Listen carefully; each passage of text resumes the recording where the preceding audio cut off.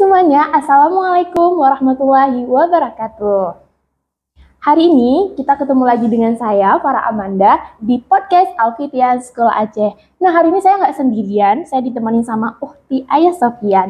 Perkenalkan dulu nih, ada Ukhti Ayah Sofia, cantik kali Masya Allah namanya. Selamat pagi Ukhti Ayah. Pagi Ukhti Farah. Masya Allah. Bagaimana keadaannya, sehat? Gimana? Alhamdulillah baik Ukhti Farah. Kalau Ukhti Farah gimana? Alhamdulillah sehat ya. Puasanya nih udah pertengahan ya. Gimana nih puasanya udah aman atau udah mulai drop nih ibadahnya atau gimana? Aman sih aman. Cuman agak-agak gimana gitu. Hampir-hampir goyang. Masya Allah ya. Semoga senantiasa kita bisa lebih baik lagi terus ya sampai dengan akhir Ramadan. Oke, hari ini kita mau bahas tentang Gen Z Hijrah Talk. Banyak banget nih orang-orang berpikir tentang perspektif Gen Z ini gimana sih? Terus apa aja sih pandangan Gen Z tentang perspektif Islam, bagaimana tentang hijrahnya seorang Gen Z, dan bagaimana tantangan yang sekarang dihadapi oleh generasi Gen Z ataupun generasi selanjutnya. Nah, temanya hari ini cukup seru ya, Ukhti Ayah. Saya nih, karena nih usia saya nih kayak anak-anak Gen Z juga nih, jadi sepertinya pembahasan ini perlu kita coba dalami lagi. Oke, sebelumnya saya mau tanya nih, kita kan di sini lebih ngobrol-ngobrol sharing aja ya, jangan yang terlalu gimana ya, serius gitu. Kita ngobrol, kita cari pandangan, terus saling berbagi tentang Gen Z, pandangan saya gimana, Gen Z pandangannya Ukhti Ayah gimana gitu. Nah, sekarang nih di era digital pasti ya media sosial, sosmed lah, mau dari Instagram dan segala macamnya, itu sudah sangat merajalela di masyarakat gitu ya. Apalagi untuk anak Gen Z nih ya kan. Gen Z sering dibilang kurang kreatif lah, Gen Z sering dibilang kurang terlalu banyak main media sosial gitu. Tapi sebenarnya kan media sosial ini punya efek juga untuk anak-anak generasi sekarang. Nah, kalau dari Ukhti Ayah sendiri nih, bagaimana pandangan seorang anak Gen Z tentang ranah untuk dia itu berhijrah gitu, apalagi kan di dalam bulan puasa nih, jangan terlalu misalnya ini dia anak Gen Z yang bisa dibilang terlalu dulunya pokoknya nggak bagus, bukan dibilang nggak bagus gimana, tapi maksudnya dia tipe yang ibadahnya kurang, terus gimana sih cara dia untuk bisa hijrah menjadi orang yang lebih baik lagi dari dia yang sebelumnya nih, kayak mana nih kalau dari Ukhti Ayah? Oke, nah kebetulan nih, ini pengalaman diri sendiri sih. Oke. Kebetulan saya di Alfitian ini sebagai media di Alfitian, yang mana media itu otomatis kita berkecimpung di dalam dunia teknologi ataupun konten-konten. Nah, yang jadi pertanyaan Ukhti Farah tadi, bagaimana kita sebagai seorang Gen Z bisa menghadapi tantangan hijrah di dunia digital ya kan? Iya, benar-benar. Oke, dari saya sendiri, saya itu ngikutin yang wajib-wajib ajanya nih, yang sudahnya jarang saya lakuin. Saya sebagai orang Gen Z di dalam bulan Ramadan ini, terutama di media digital, saya suka scroll TikTok. Kan? Jadi emang anak zaman sekarang ya, memang pasti aktif tuh di media sosial. Lanjut. Scroll TikTok ataupun Instagram. Ngapain saya? Scroll TikTok itu kayak melihat ceramah. Saya suka melihat ceramahnya Ustadz Adi Dayat. Masya Allah. Ustadz Adi Dayat sama Ustadz Hanan Ataki nih. Dari situ saya berpikir, caranya Gen Z hijrah tidak hanya menonton nih, bisa kita nonton ataupun tidak hanya bisa datang ke pengajian. Kita bisa juga nonton pengajian di online media ya kan. Sosial, ya. Ada pun juga di ketika Ramadan saya kadang suka buat konten-konten nih tentang Ramadan. Kan saya suka bukber gitu dengan teman. Apalagi saya memang berkecimpung di dunia teknologi. Saya sangat suka buat konten bukber. Seperti kemarin tuh Ibu Farah ada lihat kan kami buat konten di Masjid Raya. Masya Allah. Jadi memotivasi ya untuk orang-orang ini mau ke Masjid Raya nih, yaudah sekalian. Mungkin karena memang dia punya keinginan mau buat video-video, jadinya sekalian gitu ya ke Masjid Raya gitu. Habis itu kayak kami bukber di masjid masjid kecil Lemi juga. Dan dari situ kita tidak hanya mendapat efek positif dari konten kami sendiri, tapi kita juga bisa silaturahmi dengan teman, teman gitu. Kalau Ibu Farah nih, bagaimana kalau di dunia sekarang nih apa namanya tantangan hijrahnya? Oke. Jadi kalau menurut saya sendiri nih, kalau hijrahnya seseorang itu kan butuh proses, dan nggak mungkin seseorang itu bisa langsung jadi, oh ini dia jadi pengen jadi Islamiyah terus gitu, jadi wanita yang solihah gitu. Tapi dia sebelumnya pernah ngelakuin kesalahan-kesalahannya. Ubah dari mulai step-step. Misalnya dia kurang ngaji nih, cuma ngajinya 1 lembar. Nah sekarang dia tambahin nih, ini bulan Ramadan nih, bulan banyak pahala. Oh ya udah lanjutin nih, jadi jadinya 3 atau 4 lembar nih sekali sholat gitu.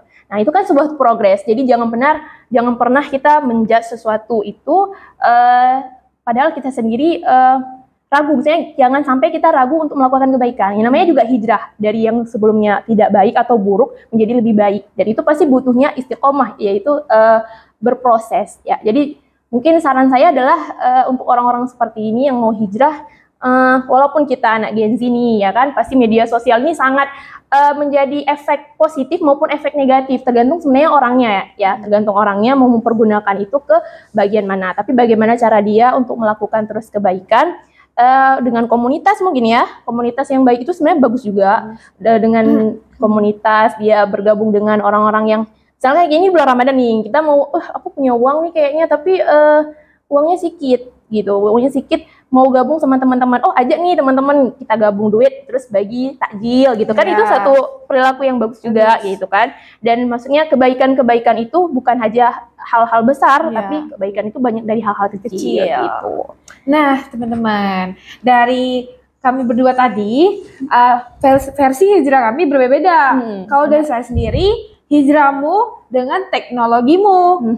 Nah, kalau Ibu Farah, hijrahnya dengan mengubah pengalaman yang sebelumnya yang buruk menjadi lebih baik lagi dengan proses istiqomahnya. Gitu. Oke, lanjut ya. Kayaknya lebih seru lagi nih ya kalau kita bahas tentang udah hijrah nih, terus kita bahas tentang tantangan nih. Bagaimana sih tantangan agar kita bisa lebih baik ya, apalagi ini kan bulan baik istilahnya, bulan baik, bulan banyak pengampunan dosa, bulan kita mulai merubah diri kita menjadi lebih baik gitu ya, biar ke depan istiqomah kita nih jalan ibadah kita ya kan, jangan istilahnya berpikir bahwasanya ini cuma sebentar aja nih bulan Ramadan, ya udah lakuin kayak hal biasa sebelumnya, tapi di sini sebenarnya bulan untuk kita benar-benar fokus kalau kita mau memperbaiki diri kita ke depan ya. Bagaimana nih kalau pandangan menurut Ukhti Aya tantangan Gen Z, apalagi dalam memperkokoh iman, karena kan imannya naik turun ya, semua orang pasti imannya naik turun, apalagi generasi kita nih seringnya dibilang imannya naik turun gitu ya kan, pasti labil ya kan, pasti gitu. Nah gimana nih kalau pandangan dari Ukhti Aya agar Gen Z atau anak generasi sekarang ini bisa lebih baik lagi, bisa lebih fokus lagi ke apa passion dia gitu sih, tapi passion yang memang baik untuk dia, yang positif, yang nantinya bisa untuk keagamaan juga gitu. Gimana nih kalau pandangannya Ukhti Aya nih, coba anak Gen Z nih, imannya naik turun nih, kayak roller coaster aja. Aduh. Roller coaster. Passion mengubah menghadapi tantangan dengan passion. Kalau dari saya sendiri nih, passionnya emang lebih ke apa namanya, suka menggambar, mendesain, dan juga mengedit video gitu. Aduh, Masya Allah ya, kalah di saya nih. Di bulan Ramadan ini mungkin saya bisa memanfaatkan passion saya itu untuk mengubah dan hijrah. Contohnya seperti misalnya saya lagi bosen nih, pengen lah ngedesain. Oke, saya menggambarnya tentang ya, di Ramadan dia menggambar tentang anak baju-baju muslim kayak gitu, jadinya desainer gitu ya, gitu. Jadinya passionmu itu juga bisa menghasilkan sebuah hasil karya, jadinya ya begitu. Sebagai seorang Gen Z, kita harus terus mengolah apa yang ada di dalam diri kita, mengeluarkan apa yang ada di dalam diri kita. Benar-benar tidak ada untuk meningkatkan ilmu, meningkatkan kreativitas, kita terus membaca, mencoba, dan terus mencoba. Kalau kita gagal, coba lagi. Gitu. Jadi jangan pantang menyerah ya. Jadi anak Gen Z ini nggak boleh pantang menyerah nih. Kalau misalkan gagal, ya udah coba lagi gitu ya. Benar-benar kayak gitu. Kalau Ibu Farah gimana? Kalau saya sendiri sih sama seperti dengan Ukhti Aya sendiri. kalau kita gagal dari sebelumnya, istilahnya kita punya passion kita untuk bisa kita lakukan, tapi ternyata passion yang kita mau tersebut gagal. Ya kita akan coba lagi. Dengan kita terus mencoba itu kan itu sama dengan adanya usaha dan ikhtiar, ya kan? Ada usaha, ada doa gitu. Jadi itu salah satu poin penting juga untuk dalam Islamnya gitu ya. Jadi jangan pernah menyerah sebenarnya ketika kita itu gagal. Ya, begitu juga dengan gagalnya kita dalam misalnya mau hijrah gitu. Balik lagi ke hijrahnya lagi nih gitu. Gagal kita hijrah nih. Oh, ternyata salah lagi gitu buatnya. Udah pertama ngelakuin hal baik itu, tapi ternyata tergoda lagi gitu ya karena imannya turun. Ya nggak apa-apa, yang namanya juga manusia, kita coba lagi untuk jadi yang lebih baik lagi gitu. Wah, seru kali nih ya sepertinya kita pembahasan hari ini ya tentang Gen Z ya, tentang era-era Gen Z. Sebenarnya era Gen Z ini ruang lingkupnya itu luas ya, tapi kita bahasnya perspektif Islami, perspektif yang bagaimana cara kita ini bisa bisa lebih produktif, bagaimana dia anak Gen Z ini bisa produktif dalam menjalankan ibadahnya juga, dan bagaimana cara dia tetap tidak meninggalkan passion atau keinginan kemampuan yang dia miliki gitu ya. Oke. Nah, pertanyaan terakhir untuk Tiaya, asik. Pertanyaannya ini untuk apa? Kita bersama ya, kita bersama maupun yang lagi nonton podcastnya ya. Jadi yang nonton podcast ini walaupun bukan Gen Z nggak apa-apa, ini motivasi ya, mungkin yang punya anak gitu dia di rumah yang punya anak seusia Gen Z gitu ya, semoga bisa bermanfaat gitu ya untuk mengenal lebih dalam lagi gitu bagaimana sih perilaku Gen Z ini gitu. Nah, pertanyaan terakhir adalah bagaimana cara agar kita tuh tetap semangat ngejar impian kita tapi tetap tidak melupakan yang namanya akhirat kita gitu. Kalau dari segi Utiaya gimana? Kalau saya sendiri nih, mulai bangun pagi kita jangan lupa sholat subuh, karena sholat subuh itu awal kita menjalani aktivitas. Sebelum sholat subuh alangkah baiknya kita menunaikan sholat qobliyah subuh. Bener kan? Bener banget. Ya. Setelah itu jangan lupa juga mandi sebelum waktu subuh. Masya Allah, itu bagus sebenarnya. Karena itu bukan bagus, kalau dalam segi kesehatan pun itu bagus untuk tubuh gitu, bukan hanya dalam Islam saja gitu ya.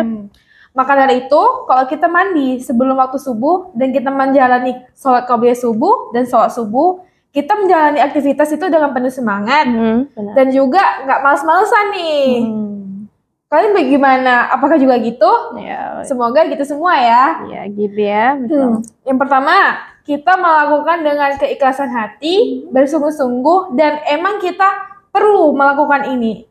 Kita hidup di dunia ini tujuannya itu untuk melakukan kebaikan dan menjadi orang yang bermanfaat gitu, Tifara. Masya Allah, semoga hari ini tuh kita dapat ilmu ya, ilmu bagaimana cara pandangan dari kami tentang perspektif Gen Z, tantangannya maupun bagaimana cara dia menjadi lebih baik lagi ke depannya. Nah, ada pesan nih terakhir sebelum saya tutup podcastnya. Kita harus melakukan semua kebaikan itu adalah melalui niat yang baik ya. Innama a'malum biniat. Ya, sesungguhnya semua amal perbuatan itu tergantung dengan niatnya. Jadi kalau kita niatnya baik ya, niatnya baik dari awal, insya Allah semuanya akan dibantu sama Allah Subhanahu Wa Taala. Oke, sekian dari saya. Terima kasih nih untuk Ayah Sofia yang sudah menemani saya hari ini di podcastnya Alfitian School Aceh. Semoga tunggu dulu, Tifara. Ada sedikit pantun nih. Aduh, kita para Gen Z. Aduh, ada pantun lagi. Oke, kita dengar nih. Gimana nih? Ubur-ubur ikan lele. Gen Z masa malas, harus semangat, Le. Aduh, Masya Allah, yuk. Semangat terus untuk anak Gen Z di rumah maupun anak generasi berikutnya. Sampai jumpa di podcast berikutnya. Saya Farah Amanda dan teman saya Utiaya. Kami undur diri. Assalamualaikum warahmatullahi wabarakatuh. Dadah.